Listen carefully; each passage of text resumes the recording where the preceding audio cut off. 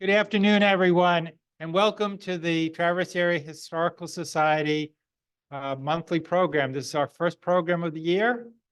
We are in the midst of establishing several programs throughout the 2024 year, and I'll be sending out that in subsequent emails and our next newsletter.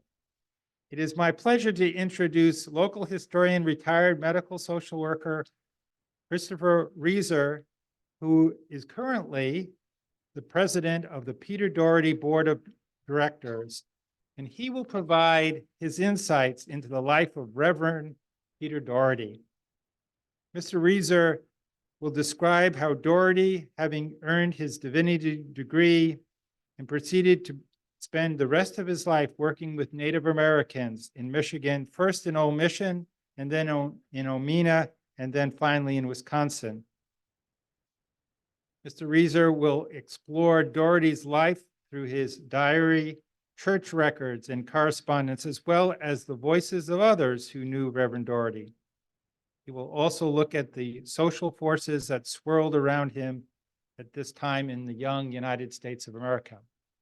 I ask that you consider what questions you'll ask, but he's asked that we'll take questions at the end of his talk. So please welcome Mr. Reiser. Thank you.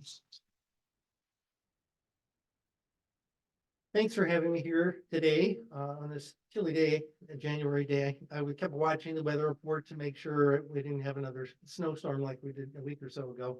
That would make it difficult for people to attend. The name Peter Dougherty is quite familiar to people in the Traverse City area. There's usually a few things they know about Peter. They know that he established a mission on what was called Mission Point at that time. Grand Traverse was the mailing address. But that was before it was named Old Mission. That happened after he moved to Omena, and the postmaster, and the mail would go to Grand Traverse, and that really should have been going to Traverse City in the 1850s. And he got kind of tired of that because the mail was having to be delayed coming to Traverse City. So he said, well, I don't know, there's a new mission over there in Omena. I'm going to call it Old Mission, and he named it Old Mission. So since then, it's been known as Old Mission. We know that Peter Dougherty planted the first cherry tree on the peninsula. Actually, he didn't. There's no record of it. There's no record of Peter Dougherty planting or the Native Americans planting cherries. And that was left to the Rushmore family. The Rushmore family purchased the home after Peter Dougherty and his family moved to Omena. And the Rushmores owned the home for approximately 100 years. And they were farmers, and they were also ran an inn. The Dougherty house was an inn for a number of years. And it is known that he had been involved in growing potatoes, apples, cherry trees. So that story, when people say, oh, gee, he planted that cherry tree, you can say, no, that kind of fits with the George Washington cherry tree thing. That's just a story. We've also heard that Peter Dougherty worked with a Chippewa chief named Agosa, and that together they built a thriving, peaceful community at Mission Point. Around 1852, decisions were made by the United States government that made really forced the mission as well as the tribe to make a decision to leave the area. And so they did. In 1952, they moved across the bay, still West Bay, but they moved across the bay and ended up in Omena. And the mission grew from there. The tribe was able to establish a reservation, or at least purchase properties that later became a reservation. For some time, I've been interested in knowing more about the story of Peter Dougherty, but the things behind the headlines. What was going on during that period of time in this country, and what things motivated Peter and to establish, who came from an established East Coast living situation. He spent a number of years in Princeton going to college. He lived in upstate New York, and his wife lived in Princeton. So they were pretty much used to this pretty civilized area of living. And what would motivate him to come out here to what would be really wilderness? I mean, this was basically all trees. There were no roads. There were Native American trails. Pretty much the transportation was by water. You got in a canoe or a small boat, and you went up and down the shore, and you went to Mackinac Island. If you were real brave, you went across the lake to Chicago, Milwaukee, but it was pretty much all by water. There really wasn't a means to get up from the bottom of the state to Traverse City area. This is a pretty wild area. We've heard that, gosh, this was the wilderness and that nobody lived here. Well, that wasn't quite right. There were thousands of people living here, Native Americans. And so we were the Europeans, and we basically moved across the country, populating territory after territory. And when the population got big enough and they met certain requirements, they then became states. And I'll be getting into that. What was day-to-day living like at Mission Point? Well, what was going on as they spent their lives farming and Peter running his mission, helping Native Americans to become citizens in the future, to learn the ways of Christianity, to learn a written language, to work on different styles of farming. That was a big thing. The Native Americans basically were living what we call a subsistence type of agricultural existence.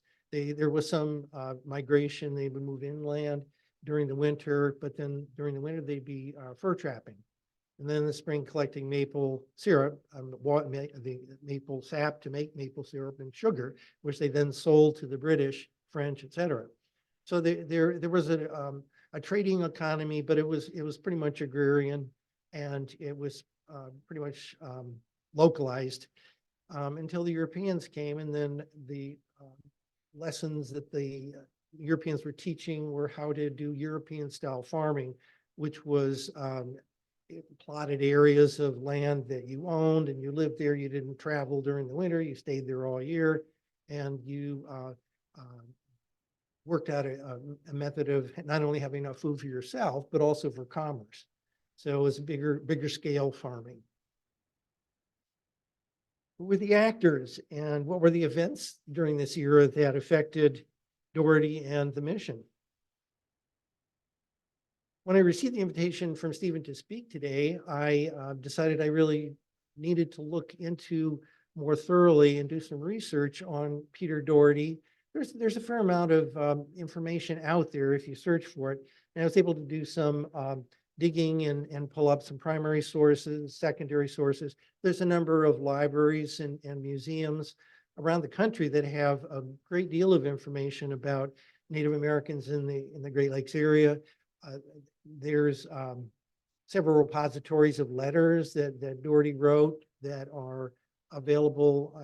The Central Michigan University Historical Library has a number of documents that are related to Peter Dougherty and Lewis Cass and other actors who were involved with political life back in that era.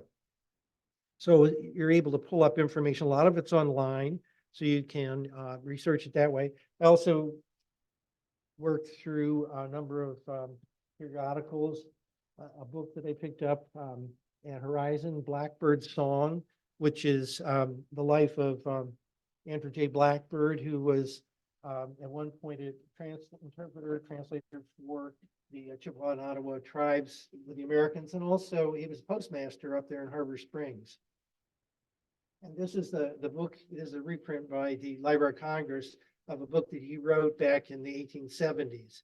And it also has some of the language work that he did, grammar for Ottawa and Chippewa Native Americans, and the story of his life. So there's a lot of good information out there. Well, you have to kind of sort through it and find what are the important points. Okay.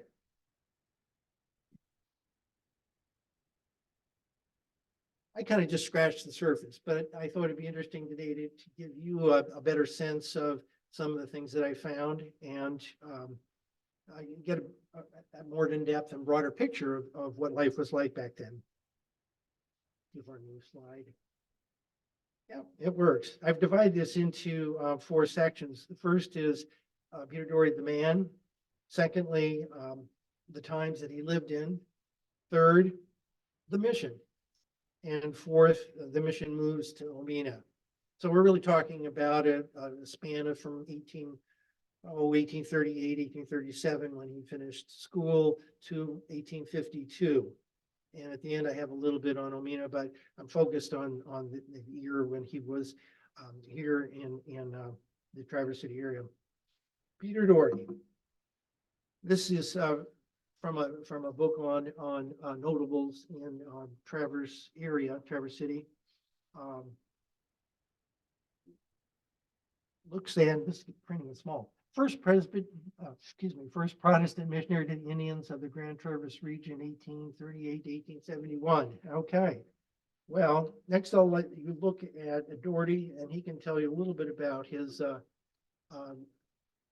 life as he grew from a youngster up in northern New York to being a full-fledged minister, and then going to moving to Michigan.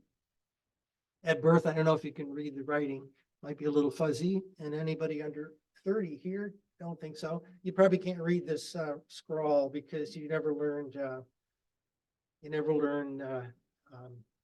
anything that had to do with a pencil and paper and writing things out.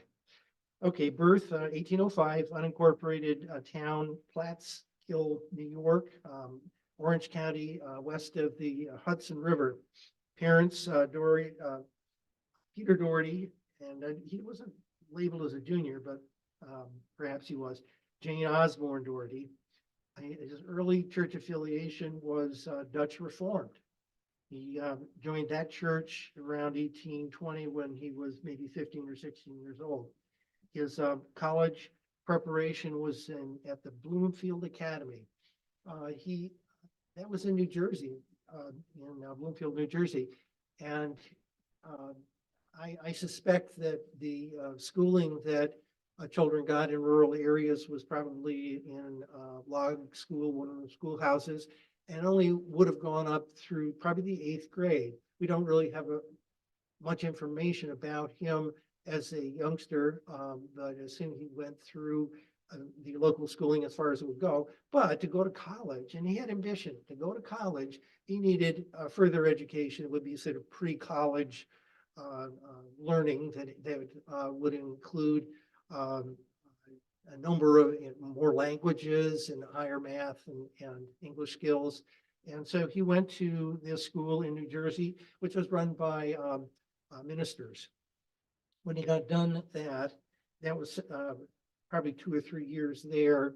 He then went to college at the College of New Jersey, which currently the name is Princeton University. This was he graduated in 1835.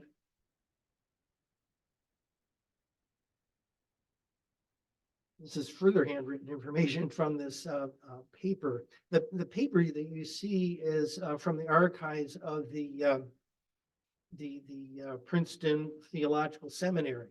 They have an alumni office, and I contacted them and asked what they had on Peter Dougherty, and they said, oh, we don't have a whole lot for that time period, but we'll send you what we have. And what they did is they sent his alumni, the information that he returned to the alumni office when he was asked in 1870, and then another one in 1880 as to what his career was and where he had been educated, and all the background that they collect at the alumni office. I didn't see anything that said, please send money, but that's certainly something you see nowadays. Okay, he says that after 3 years in the seminary, from 1838 to the spring of 1871, he labored as a missionary among the Chippewa and Ottawa Indians on West Traverse Bay, Michigan. He then, a little further down, talks about his work in Wisconsin as a minister from 1872 to 1888. This was a rather remarkable career of 46 years. He retired at the age of 83. At the bottom is something interesting. They asked the question, give any facts of interest not called for in the above questions. And what he says is, the most interesting fact, in my experience, is the power of the gospel to civilize the Indian, and the most successful way of bringing its influence to bear on the young is to gather them in well-regulated manual labor schools. It is expensive, but the most efficient, accompanied by preaching to the adults. So looking back on his life of ministerial work, he reflects on his calling, and that working with the youth was probably going to be the best way to help the Native Americans to learn European ways and accept the Bible. Okay, now we'll meet his family. Interesting. Maria Solomon Higgins. She was from Princeton. She married Peter Dougherty in 1840 in Pennington, New Jersey, which is just a little bit southwest of Princeton. And coincidentally, about 3.5 miles from where Karen and I got married a few years later at Washington's Crossing, which is right across from Trenton. And that's the place that George Washington crossed the Delaware with his troops. And this was on over Christmas Eve, I believe, and did a surprise attack on the garrison there, the British garrison.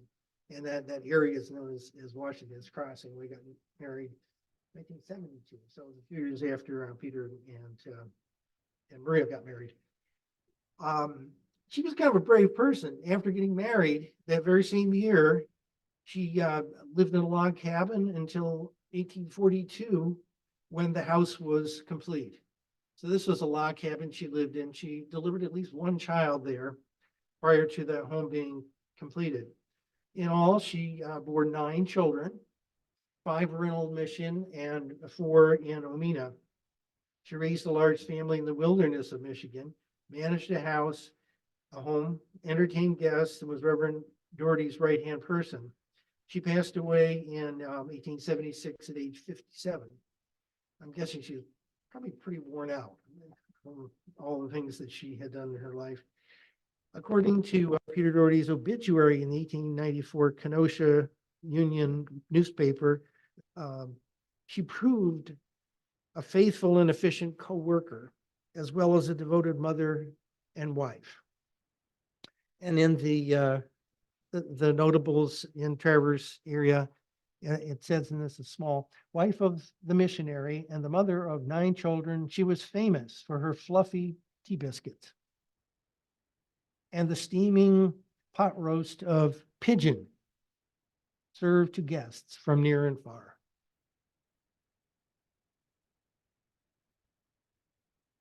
First daughter, a first child, Henrietta Nettie Maria Dougherty, born in 1841. That was at Old Mission, first of the 5 that were born there. There's less information available about his family, but we have been able to obtain some pictures and photographs, which is nice for most of them, and a little bit of the history that for each of them. She was a missionary teacher in Wisconsin and in Michigan. It's noted in census that she resided in Indiana with Marcus, her brother, and Belle, her sister, and passed away at the age of 82 in 1922, and was buried in Oakwood Cemetery, Somers, Wisconsin, which is where the family plot is. You'll notice that a number of the children were buried there. Isabel and Susan. Isabel was born in 1846 in Old Mission, and Susan was born in 1844 in Old Mission. We have listed that she was baptized there in 1844. In Peter Dougherty's diary and the church notes, there are listings of all of the people that were baptized at the church from 1843, I believe is when it was consecrated, until they left in 1852. And you see the Dougherty children listed there. You also see the Native Americans who had gone through classes, really, Bible classes and learning about the church, and then were converted and baptized and were given Christian names. And they were all listed in the notes. Isabel is listed as living in Leelanau. That was after the family had moved there in 1870. Married to John Smith, and then was living in Warsaw, Indiana, with Marcus and Henrietta. Passed away at age 76. Susan, baptized in Old Mission. She was a teacher in Ashland, Wisconsin for a number of years, and she passed away at age 74 in 1918. Next is the one son, Henry Marcus Dougherty, born in Old Mission in 1850.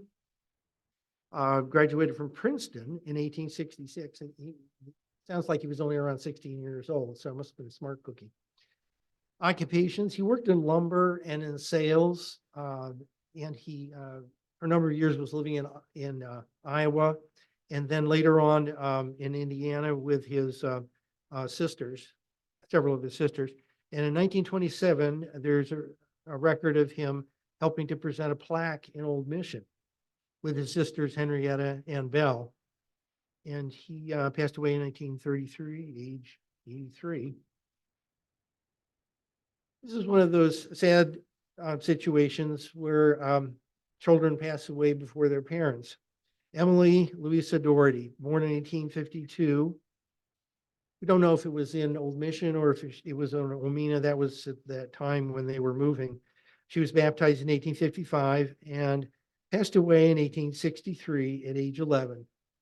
So Dougherty and his wife had to live through that situation where they lost children, but that wasn't that unusual in that day and age before we had antibiotics and other treatments, medical treatments.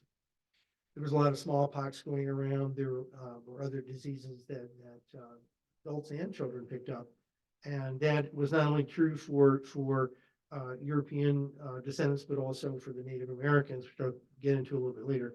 Cornelia, we don't know when she was born in Omina. It's listed that she taught with her father in Somers, Wisconsin in 1879, and teaching at Odana Chippewa Mission with Susan in 1883. And that's all the information that you can find. It may be more out there, and as further information is put into archives and then digitized, but that's all we know at this point. They say that she was a daughter of the missionary, her father's prime counselor, who mothered the wild rose of Omina. That's probably good for another story. I don't know anything about the wild rose of Omina. You know, there's the last three children, we don't have pictures of them. There's Anna, Sarah, and Mary. Anna was born in Omina. She married twice, and she passed away at age 87 in 1944. Sarah, born in Old Mission, lived with her father in Somers in 1870, which would be census information, and then unfortunately passed away at age 29, in 1876. And Mary last was born in Omina, 1859, pretty close to when Peter Dougherty and Simon left for Wisconsin. She was a missionary teacher with her sister in Wisconsin, and then listed as teaching in Indiana, Lake County in 1884, and then passed away that year at age 35. Okay, now we're going to be looking at the times that Peter Dougherty lived in and that the mission was established and what was going on in the world around them. Looking at what was going on in the world, that was not a particularly stable time in Europe. There were a number of revolutions that went on between 1848 and 1871 in a number of countries. There was famine, the Irish potato famine between 1840 and 1845. and the number of people that moved out of those countries where there was instability to seek a new life in what was called the New World, United States, Canada, between 1840 and 1860. It's estimated that 4.5 million people emigrated, including countries coming from countries such as Ireland, Germany, and Scandinavian countries. Okay, there was after the War of 1812, there was continued British presence. This was a concern to the United States government and to some degree the settlers and certainly to the Native Americans. The Treaty of Ghent in 1814 ended the war. However, that wasn't the end of the British in that area. Drummond Island remained under British control for a number of years. Drummond Island wasn't turned over until 1828. So from the end of the war in 1814 to 1828, the British were still on the island of Drummond Island, and that's where their Indian Bureau was. And so because the British wanted to maintain good relations with the Native Americans because they were still involved in the fur trade, et cetera, which was quite lucrative, they wanted to be able to have a base where the Native Americans could come and the British could bargain and trade with them. And as it would be, they as many, well, it's listed as in the history that as many as 4,500 Native Americans would visit each year, and at that point receive presents from the British. I mean, this would be alcohol, it would be provisions, perhaps guns, other items. So that this wasn't necessarily didn't necessarily sit very well, as I said, with the U.S. government. And finally, the British left, and it was then turned over to the Americans. Oops, we're past one here. Okay, what were the social issues of the day? There were a number of issues, some of which were just beginning and others were well along the way. The abolitionist movement, which ended up with a civil war in 1860, 1860 to 1865. The women's rights movement, which was started in upper New York State, the prohibition movement, the Western expansion, railroads, California gold rush. A number of people who lived in Michigan at that time went west. They left their little plots of land and went off to California to seek their fortune. There were new states admitted during this time. In Texas, 1845, Florida, 1848, and California in 1850. 1825, the Erie Canal was a huge factor. The Erie Canal opened up the passage from New York City to the Great Lakes and Midwest region, promoting expansion of the land for homesteaders. Prior to that, if you were interested in land going west, you would have to find yourself going on a very arduous journey from the East Coast by wagon train, horses, boat, or by foot. There wasn't a fairly easy navigable way to get to the Midwest. Well, when the Erie Canal was completed in 1825, it was possible for people to actually go from New York City up to Albany, I think it was, and then the canal started and went all the way across upper New York State and ended at Lake Erie. So this is how Peter Dougherty made the journey. He, and I'll go over this a little bit later, went from New York to Albany and then up the Erie Canal to visiting different cities, Buffalo, finally worked his way up to Mackinac Island. That was his goal. Native Americans in the U.S. government.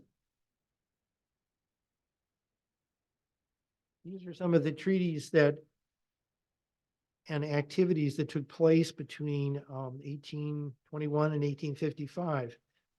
Most of you are familiar with them, some more so than others. 1821, the Treaty of Chicago, and I'll go over these in later slides. The Indian Removal Act of 1830, the Indian Immunization Act of 1832, the Treaty of Washington in 1836, Trail of Tears, 1838, the revised Michigan Constitution of 1850, and the Treaty of Detroit in 1855. All of these had profound effect on the Native Americans in Michigan.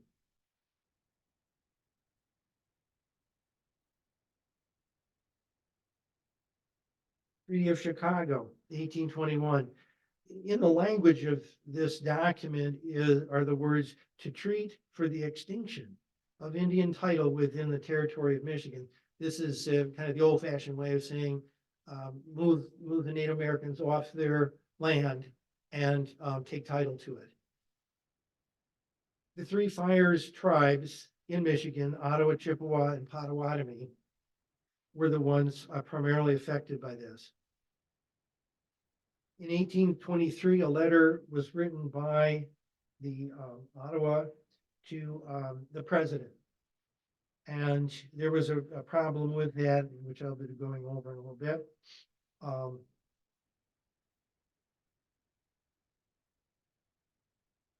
You see Lewis Cass there. He was the treaty commissioner at that point in time. So he was the one who called this meeting and put together this Treaty of Chicago. He served as governor of the Michigan Territory from 1813 to 1831, but he also had other titles. Later, he served as a U.S. Senator and in the cabinet of two presidents. There were no recorded Ottawa representatives from the Larber-Croche area, which is the Harbor Springs area up along where the Tunnel of Trees is. That was a well-established Ottawa number of tribes. Ottawa tribes lived along there, and there were no representatives coming from that very important group to Chicago. So Cass said to the Secretary of War, well, I don't think it's really a good idea to fully put this treaty together if one of the parties is missing.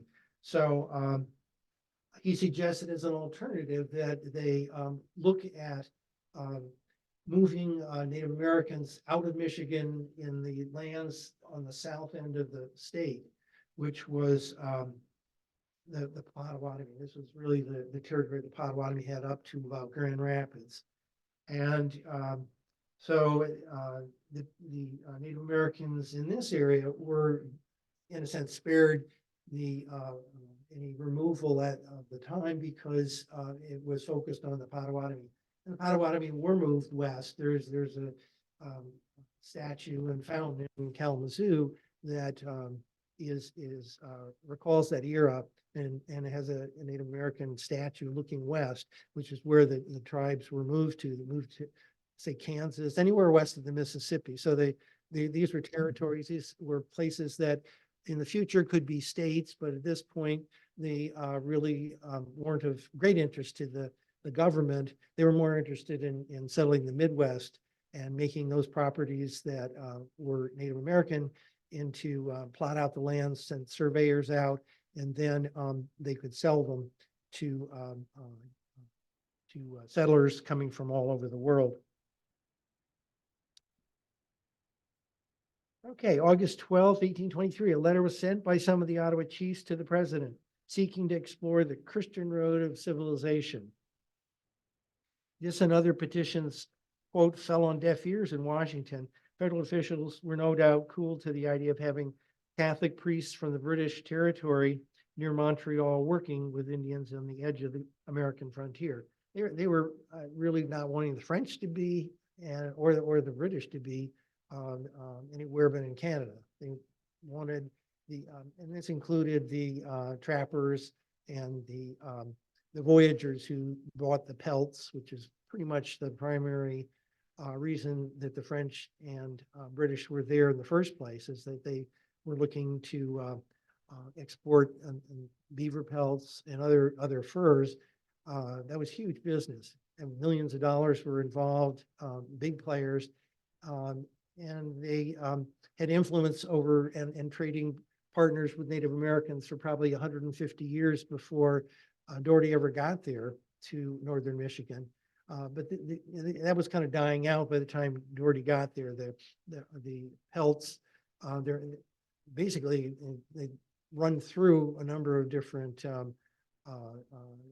animals that were then harder and harder to find. I mean, they endangered them.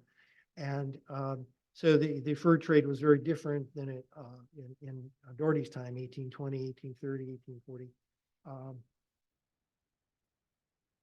Okay. Immunization Act of 1832. There were multiple smallpox epidemics in the colonies and also in the lands west of that owned by the Native Americans. Earlier on, the European soldiers had purposely infected by giving contaminated blankets to Native American populations in trade, hoping that it would wipe out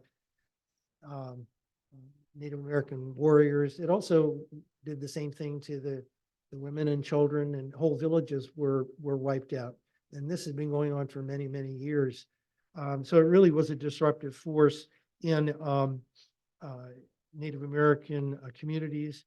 The US government realized that if they put together an immunization program and sent a doctor out to administer immunization to Native American populations, that they could accomplish a couple of different things. One, it would immunize people, and that would be favorable in the eyes of Native Americans.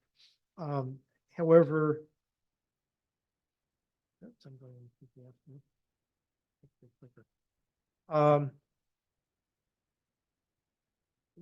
approximately 2,000 Native Americans were immunized in this program. But the expedition was successful in other ways because it was used to collect information to take land and resources from Native Americans. You see Dr. Houghton there.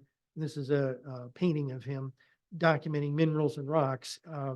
That was his task, was to look at Michigan from a natural resource point of view.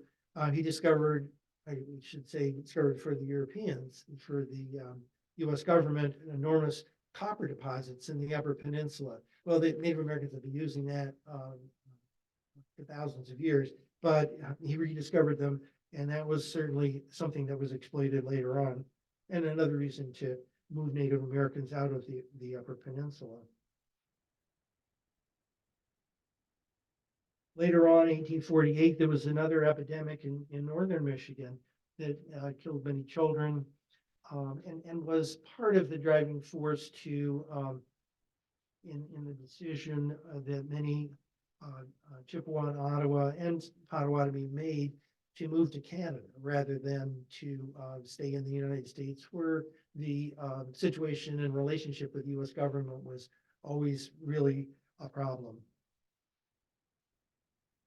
Okay, Native Americans and US government, 1834, Mackinac Island meeting between the Ottawa and Chippewa chiefs and Henry Schoolcraft to push for treaty improvements.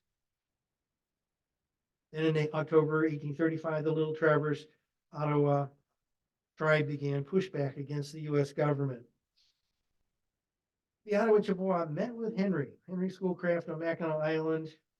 There have been 2 requests to meet the president by Native Americans, but those never happened.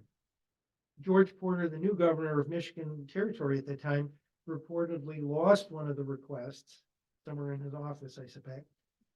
Later, he found it and forwarded it to the Commissioner of Indian Affairs with no explanation of the urgency of the matter. So it was kind of put on the back shelf. The request for the council to meet with the president was denied, and what was said was that they didn't have the money to do that, to defray the expenses of such an object. At the same time, Schoolcraft announced that the US government will be closing government blacksmith shops, as well as stopping providing provisions to Native Americans when they visited Mackinac Island.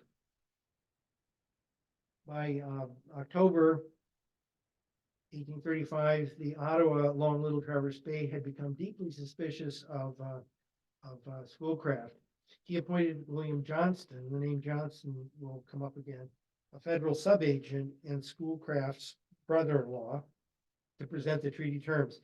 He when he met with him in the area of Little Traverse with hostility. This really was the beginning of the pushback, as they said, against the U.S. government. 1836, the Treaty of Washington. Most people have heard about the Treaty of Washington, and they know that what came out of that were changes that were going to happen in terms of resettlement for Michigan Native Americans. But there were other things, and the process of what happened in Washington was very interesting. In March of that year, 1836, an Ottawa delegation was finally able to meet with Andrew Jackson. But it was really an audience. He glad-handed them, said hello, welcome to Washington, kind of thing. But they didn't actually get anything done. And they were, the Native Americans were kind of disturbed by that because they referred to the president as the big chief. And they thought it, as would happen within their own communities, that the chief would be somebody who would very much be involved in negotiations and treaties and things. But that isn't the way it worked in Washington. So they were getting a lesson in politics at the same time. They went all the way to Washington, only to be forced to negotiate with a man from Michigan that they did not trust, being Schoolcraft. They met between March 18th and March 28th. So for 10 days, there were more than 20 delegates from Ottawa and Chippewa people wrestling with the issue of how to cede land in exchange for rights to hunt, fish, and land for permanent homes, as well as annuities to be paid over 20 years. And also in the mix of negotiators were groups of eager fur traders who were owed money by Native Americans in the form of loans. And their interest was the annuities, is to make sure that some of the annuity money that the Native Americans were going to get over the next 20 years would go into their pockets. One, to pay back what was loaned to the Native Americans, but then also for helping their businesses. The Ottawa came away with what they considered the best deal because of their insistence that their reservations be specifically delineated in the final treaty. So that is the land along our Larber-Croche area, which is basically Good Heart, Harbor Springs, and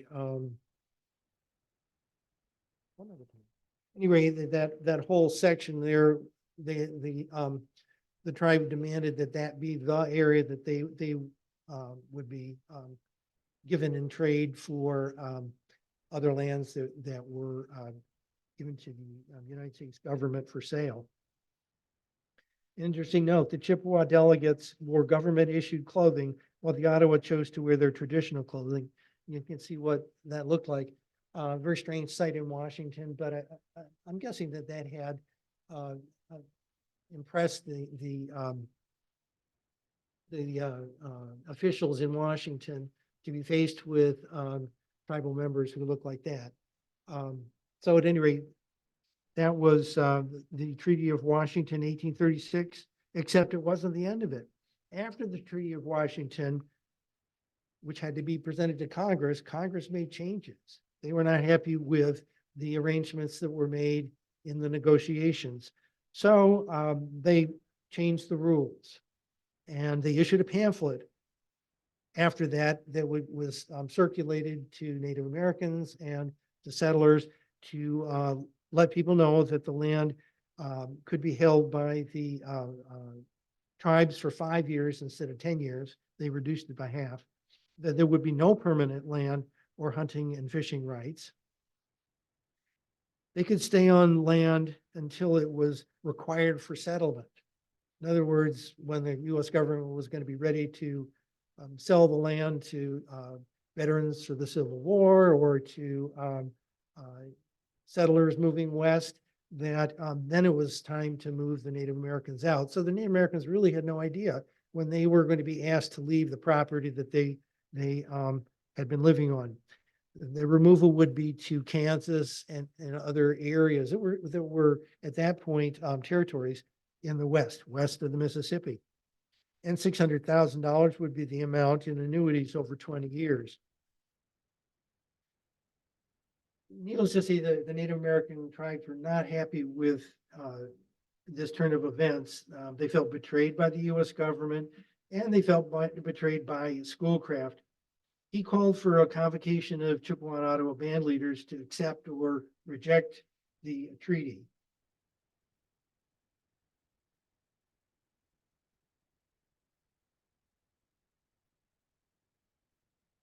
Okay, Henry Schoolcraft, interesting person, and relatives. Dougherty made a complaint about Henry Schoolcraft. Dougherty said, "These are the men Mr. Schoolcraft has sent here professing to wish to aid the mission. The whole influence of the government establishment is adverse to the mission." Schoolcraft was removed as Indian agent. William Johnston was fired from the Indian service. He was removed for the reasons of nepotism and replaced by a former fur trader, Robert Stewart, in 1841. William Johnston, after he was fired as an Indian from the Indian service, he returned to Mission Point as a private trader. He and Reverend Dougherty had a number of disputes over issues. One of probably the biggest one was the sale of liquor to the Chippewa. In the notes, it says, at a December 1840 Christmas party, John Johnston angered Dougherty by providing jugs of whiskey to the guests. Reverend Dougherty was very much abstainer, and then that was certainly part of the Presbyterian doctrine. So it was very vexing to Dougherty to have somebody who he had no control over to sit there in basically what would be his mission properties, selling liquor to Native Americans. Okay, issues for Native Americans.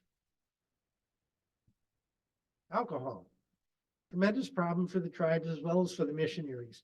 Dougherty mentions that a number of times in his diaries, tribal members were often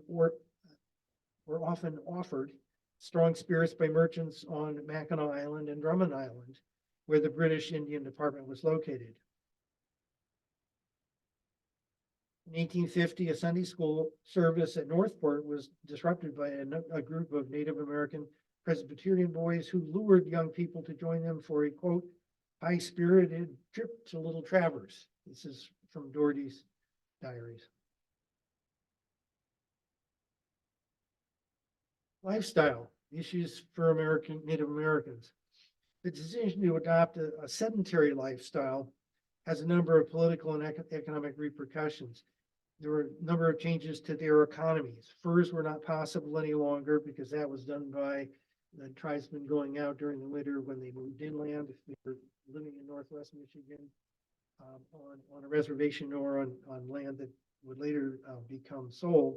They really didn't have the same opportunity. So that was a source of income that was lost.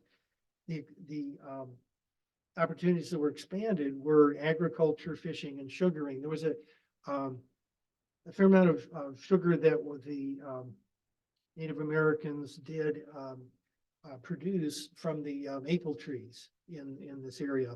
And the maple trees, after it boiled down, becomes thick enough so it becomes sugar, and they made those into saleable chunks. And that was sold to the British, it was sold to the French, it was exported basically to cities like Chicago, Milwaukee. Potatoes, corn, and hemlock bark was also a commodity. The hemlock, interestingly enough, the hemlock bark was used for tanning hides in Chicago. So that was another saleable item that the Native Americans had. There was a problem with the livestock that the Europeans brought to northern Michigan. They had free range livestock, and this caused problems for Native American fields where they would basically go in and graze the crops out. So there was this conflict between settlers and Native Americans as to how to control animals. Okay, next, culture, the medicine bags. Very interesting things that I learned about that. Ottawa chiefs and many Ottawa Native Americans carried with them what would amount to a small bag, and this is a very precious thing to them. The Ottawa chiefs, in becoming Christians, had to give up a number of things in their spiritual world, and this was one of them. They gave them up and burned them to become Christian converts. In these bags was a collection of relics that reflected the bearer's spiritual biography. A bag might contain rocks, animal parts, or other items that conveyed a special spiritual power to the owners. And I think of the times when I've gone up to actually in a number of places around the world and pick up little stones to remind you of the area that you've been, or a little trinket. With these, this is something similar, except it had sacred value to Native Americans. When this was done, it was breaking an implicit connection with the world of the Manitou. Such a step could only be taken by someone who had surrendered the traditional Anishinaabe worldview. This led to a changed relationship between converts of the tribe and the rest of the tribe. The mission at Grand Traverse, our next section.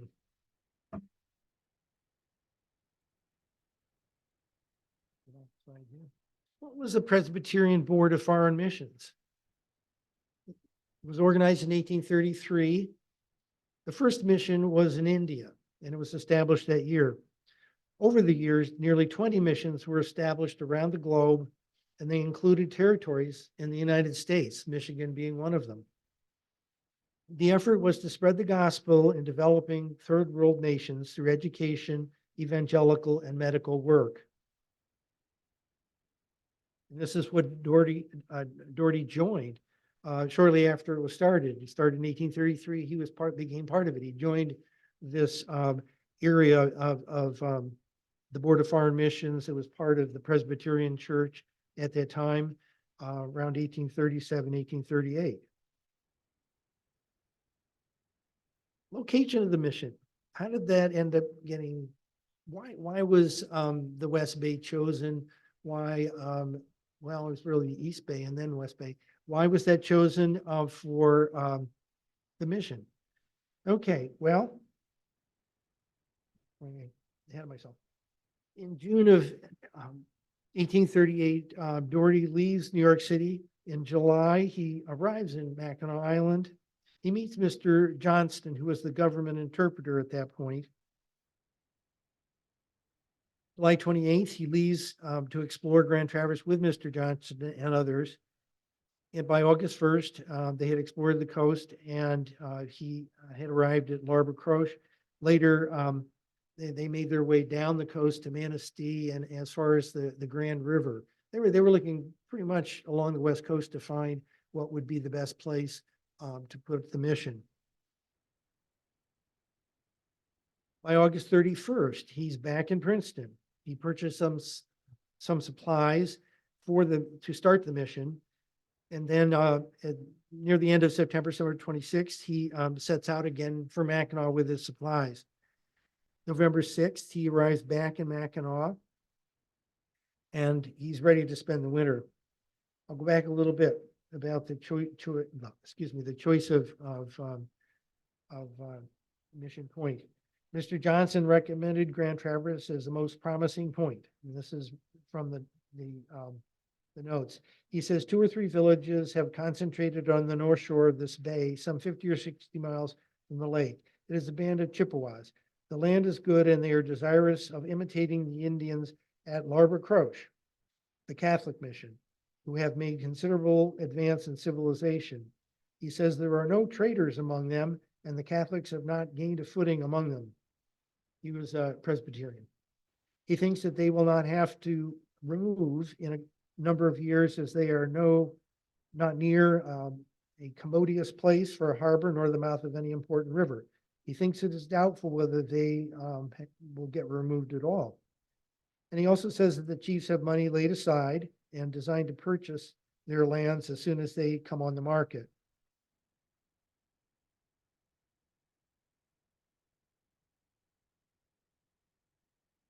Okay, now that the site is selected, and there was some time that was spent over across the bay in Elk Rapids at the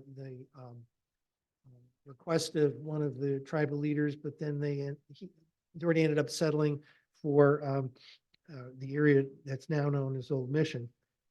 Well, once he got there, what was Reverend Dougherty's roles? What did he do? What was he part of?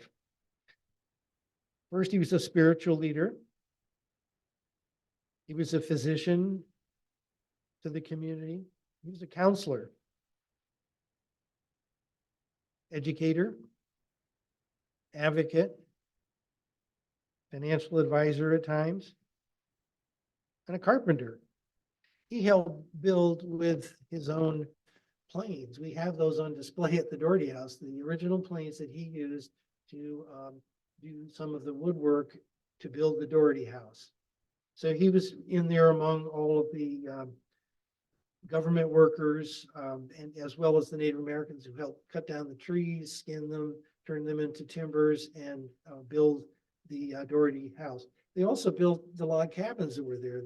The idea was to create more of a permanent settlement than what the tribes had, which is portable dwellings on the shoreline. Dougherty wanted them to have log cabins so that they had a real community that would last. So they built log cabins for the settlers. They built log cabins for the government workers. They built cabins for the Native Americans. One note, Dougherty made sure that the Native Americans weren't taken advantage of by unscrupulous traders when they received annuities at Mackinac Island. He would go with them, and they would give him the money that they'd received, and he would keep it on his person.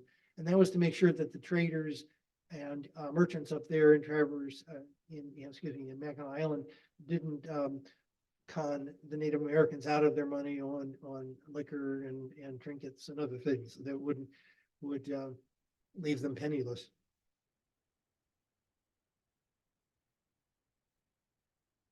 This is a quote from Blackbird Song, and this is an opinion about the mission. The settlement was an uneasy combination of the secular, religious, government-funded, and privately supported activities. Dougherty thought of Mission Point as his community, but he had no authority over the treaty-funded tradesmen and the limited influence over the Chippewas who settled in the area.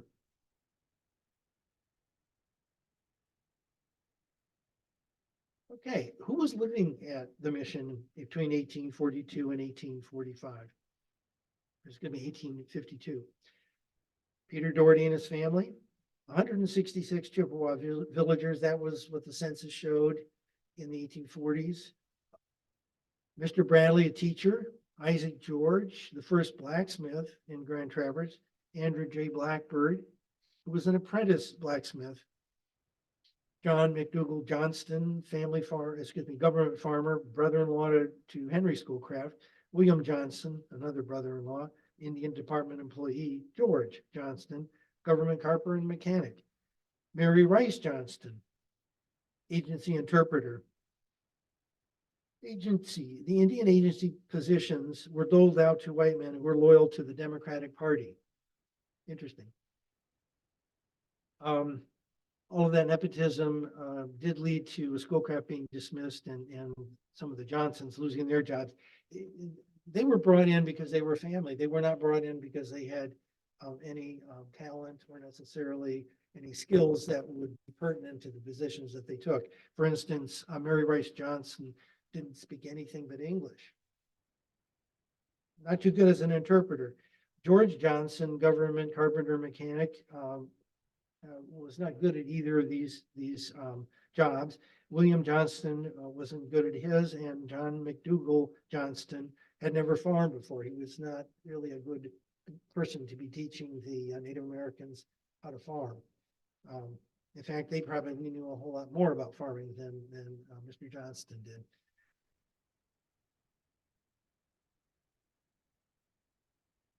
Chief Ragosa, English name Addison Potts, wife Elizabeth, children that we know of, James, Albert, David, Ellen, and George, all English names that were signed when they were baptized.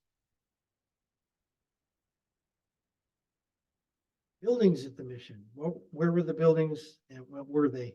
Log church, school, mission house, log cabin dwellings for settlers in Chippewa, blacksmith forge, and carpenter shop. Now on this map, this is a map that Dougherty drew. That was another thing that he was a cartographer. He drew maps and sent them back east to let people know what the peninsula looked like. And this one was of the village. And I've labeled the spots that these places were located. You can see that the village is that long line from north to south. That was the Indian village along the water. The schoolhouse is labeled schoolhouse. The church is labeled church. Blacksmith and carpenter shop is labeled, and the house was at the front of the mission property.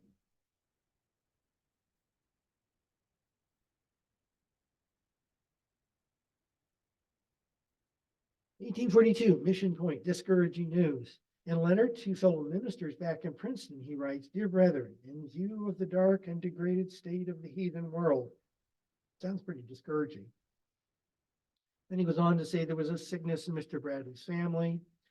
The minister who had accompanied Dougherty originally, Reverend Fleming, his wife died early on. He departed, never returned.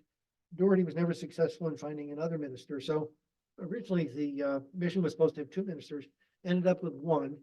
And so it kind of doubled his work. At the bottom, he says, "We did not get our little church up last fall as we expected. We have the timbers on the ground, and as soon as spring opens, we expect to put it up." The next letter is very interesting. First part of it talks about some of the things he was going through, and the bottom, the second half deals with his dreams for the church. His father passed away in the letter, and he asks the Presbyterian Board of Foreign Missions for permission to take a leave so he could go back east to Plattsville for services and to console his sisters. The rest of the letter deals with the church building. He's asking for more funds and sharing a drawing of how he envisions it will look. And if you look at the drawings, you get a sense that probably is what he was envisioning as would end up being constructed over in Omena for the Grove Hill Church. It's got a very fine entrance and steeple and benches and many pews that are part of the church. What he built in Old Mission really was a log church, but this was going to be a grand church. Another letter, temperance, poverty, and winter. This is a letter to the Committee on Foreign Missions and of the Princeton Theological Seminary. There are very scant of provisions. Many are almost entirely or quite destitute. Yesterday, an elderly chief whose village is some 8 to 10 miles distant stays and attends meetings. He told me he had been thinking much about the evil effects of intemperance and concluded it would be best for him to join our people and put away liquor. He has been one of the hardest cases. Okay, the move to omission. The decision to move 1852. Both leaders had to make a decision to move to Omena. Agosa, his tribe, and Dougherty, the mission. I mean, they were there together, but they were really two different entities. Agosa was dealing with a tribe who was dissatisfied with their living situation. Then it was very tentative. They never really knew when the US government would decide that they needed to be moved out and whether or not there would be any ability to establish a reservation. Many of those individuals who were thinking about that made other decisions than to move to Omena. What was going on south in southern Michigan? There was a push from southern Michigan. 1847, 1,500 Dutch settlers moved to Allegan County, bringing smallpox with them. That was devastating to the tribe that was living there. The Ottawa, after the Treaty of 1836 of Washington, had purchased property. They were allowed to purchase property in that area. But with this disheartening turn of affairs, a number of them sold the properties and moved to Leelanau. So there were people moving up from the south, which was kind of a concentration of Native Americans, which is something that the U.S. government thought was positive for their needs, but was not necessarily something that the tribes in Northwest Michigan appreciated. What were the factors informing the decision to move to Leelanau? Chief Agosa's tribe was basically squatting on the land. They've been there for over 10 years, and they really didn't know when they were going to be asked or told to leave. Native American citizens could buy available land in Leelanau. That was available. Forcible removal was a likely possibility, and that did happen later in the 1850s. If they had stayed, they would have been moved. They had scouted the land out west and decided there was not anything that they would want to move to or could. So they really were in a situation where they had to do something other than be forcibly moved. So what was the opportunity? Well, Leland or moving to Canada. The saved money from the annuity could be used to buy property.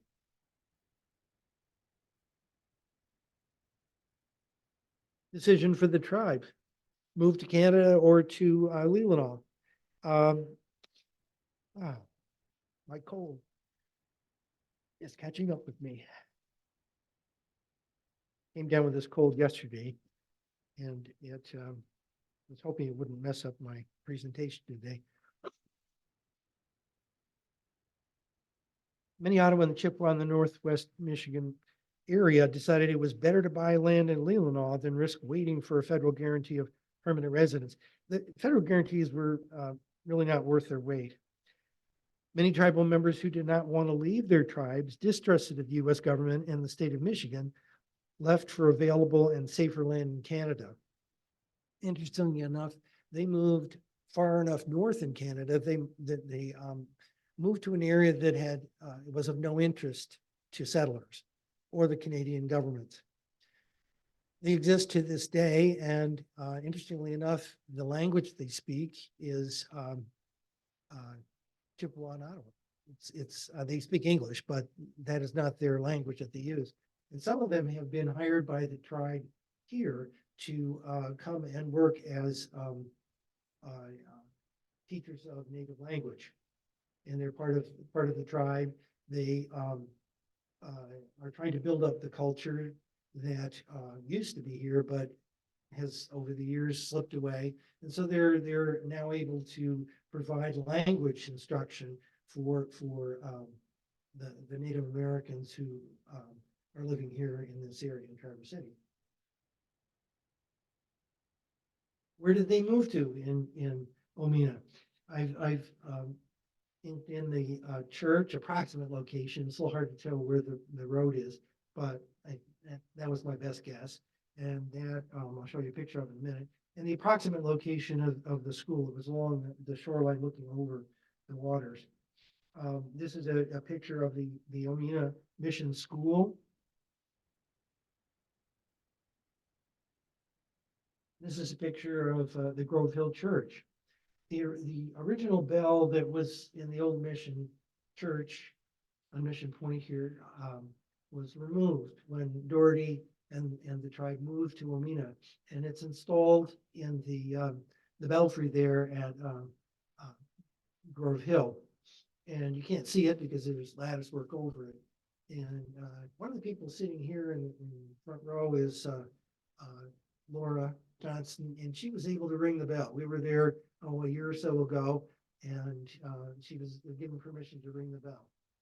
Had a very nice tone. This was the bell that supposedly was made from pennies that Native American children had donated to cast a bell. What happened after Dougherty left? It's still a community, still Old Mission. What happened to the church? Well, the old church on the left there was originally by the shore. Later on, after Dougherty left, it was moved by different congregational members or congregation members. And it was moved to Mission Road, and it was sided. And you can see what it looks like there. Later on, it was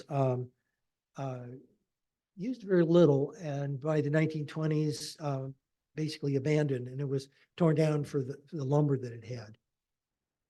There really doesn't remain anything at that spot of that church and its foundation. And on the right, you see the church as it is today. This is a church building that was constructed in 1939. This was done as a, open ahead here.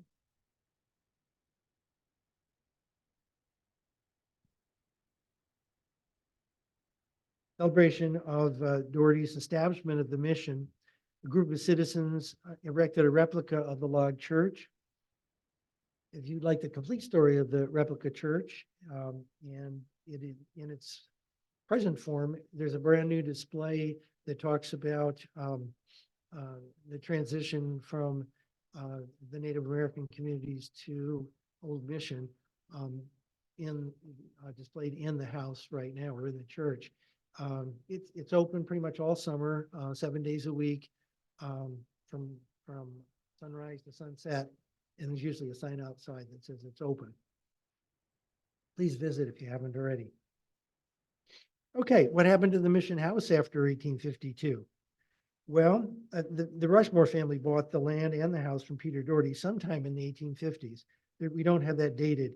The deed that we do have a copy of was recorded in Sheboygan, but that wasn't recorded until January 1871. I don't know why they had to go to Sheboygan. I imagine that's where the deeds office was at that time. But the property became a Rushmore property much earlier than that. Left, you can see a picture of the house with an enlarged porch from probably the 1880s. When Dougherty had it, there was no dormer. It was just a straight roof, and the porch just was over the front entrance. On the right, you see the house as it was probably in the 1890s. You can see the wraparound porches there. That was screened in, and that was done really to the comfort of the resorters who came up by steamship to the bay and anchored there at the wharf and dropped off tourists from Chicago and from Milwaukee, Detroit, Cincinnati, the people that had enough money to spend the summer in Old Mission and get out of the cities. And I imagine because of the bugs, they put up screening. So the Rushmores did much to accommodate the resorters. They added on that dormer. They built a house next door for overflow, and they rolled off some of the upstairs into smaller rooms so that they could accommodate more guests. That was the inn just to the north of the Dougherty house began taking guests, I think around 1869, 1870, right after the Civil War. And the tourist trade really petered out maybe 1910, 1915 with the advent of the car and the reduction in steamboat traffic. So after 1915 or so, the Dougherty house was basically a farmhouse, and then just a summer residence for Rushmore family members. Okay, this is the mission house today after it was restored. The restoration took place between 2006 and 2019. The outbuildings have been restored, and what we tried to do is to restore it to the period of interest, 1842 to 1915. So there's a number of features that are from Dougherty's era. There are a number of features that are from the Rushmore era. And the house is filled with antiques that fit that period. Many of them coming from the collection of Virginia Larson, who purchased the house from the Rushmores in 1960, and didn't really live there. She lived in a little cottage down by the water, and used this as what she wanted to have it be in the future, as a museum. And she collected antiques and showed people through in the early 60s. But didn't really get to that point where it was, you could consider a museum. She owned it until she passed away, and her son sold it to a group of interested citizens back around 2005, 2006. And it was deeded over to the township. So the township owns the property and the trails and the outbuildings and the mission house, and the Peter Dougherty Society are the stewards of the house. We maintain the house and the property, and conduct tours during the summer. Now a plug. If you're interested in visiting the Dougherty house, this is where you can get information about our hours and more information about Dougherty. Our Facebook is Dougherty Mission House. The Old Mission Peninsula Historical Society has interesting information on its website.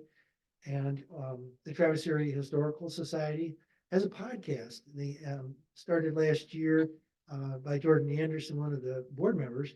And I was part of that first episode 1 podcast talking about Peter Dougherty. So that's available out there. And also the Omena Historical Society has quite a collection of information about Peter Dougherty and his house there in the school all around Omena. So with that, that's the end of my talk. And I don't know how we're doing for time. And whether you had questions. If you have questions or thoughts, I'd like to hear them.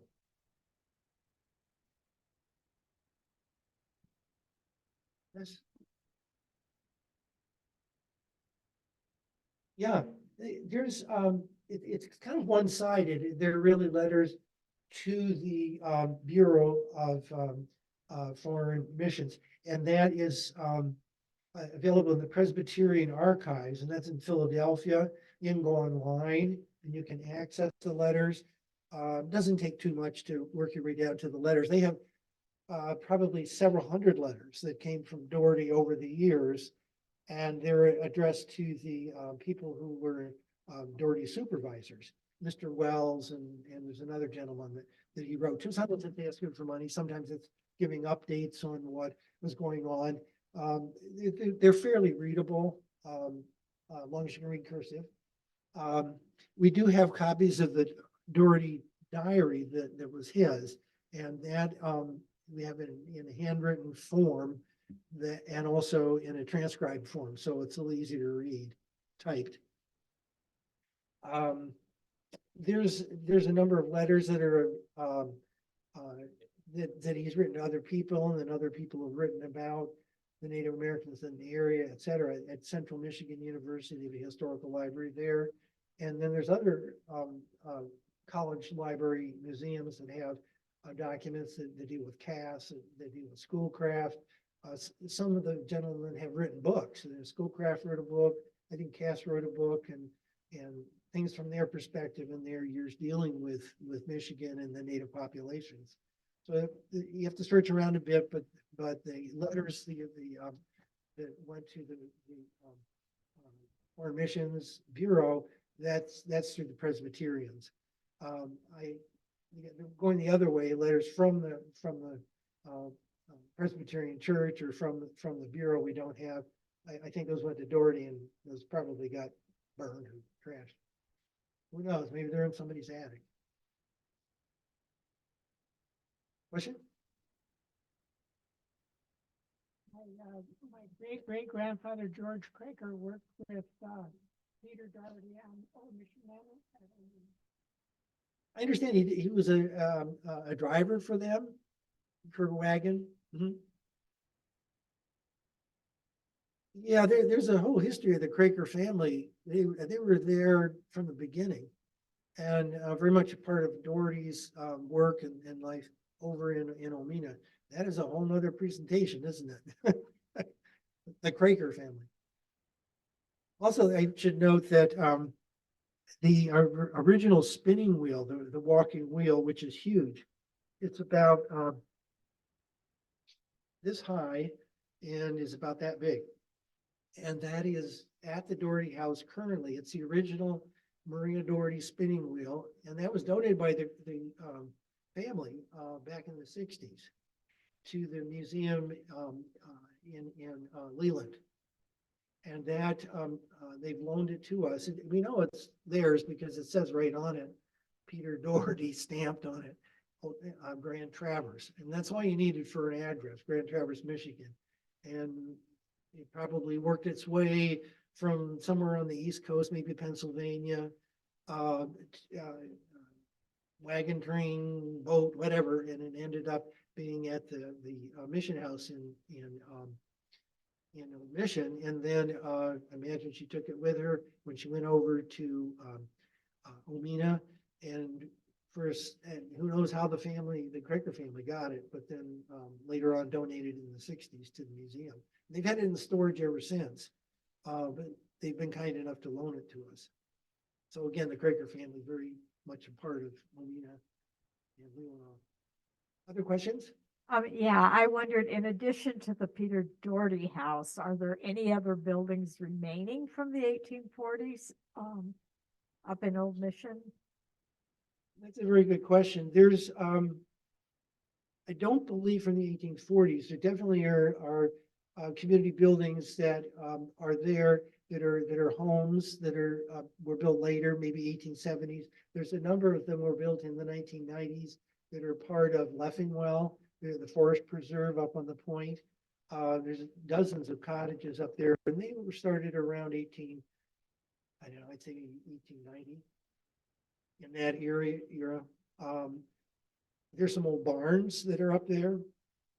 They're private property that are part of, I would say probably the Civil War and a little bit after. There's a Grange building up there. I don't know what the year is on that. That's kind of boarded up, but that's an original building. The house next to Dougherty's house was built by the Rushmores to accommodate guests, as I mentioned, and that's occupied and owned privately. And that was probably built in the 1880s, somewhere in there. So there's a number of buildings that are up there.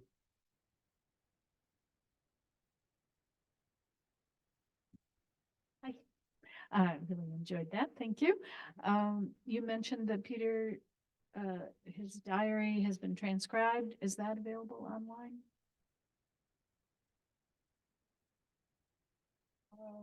That's a good question. I have copies that we have at the Dougherty house, and I don't know if and I don't think it's been put on our website. If you're really interested in that, get with me afterwards, and I can get you a copy.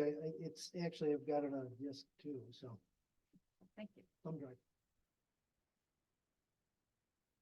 Questions?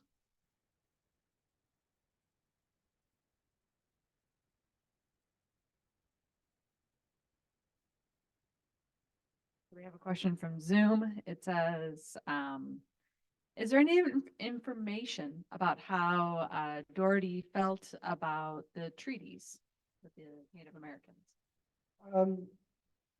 Indirectly, he was very supportive of Native Americans for his entire career. And so he also has expressed that he was very disappointed in government workers and, in a sense, the federal government and how they treated the Native Americans. I think he, although he really wasn't the recipient of the restrictive policies that they had, it definitely affected his congregation and the people in his community. So I would say indirectly, he was, not supportive of what Schoolcraft wanted to do, which is basically move the Native Americans out. He already wanted to have Native Americans have their own place to live, to prosper, to be Christians, and to be good stewards of the land.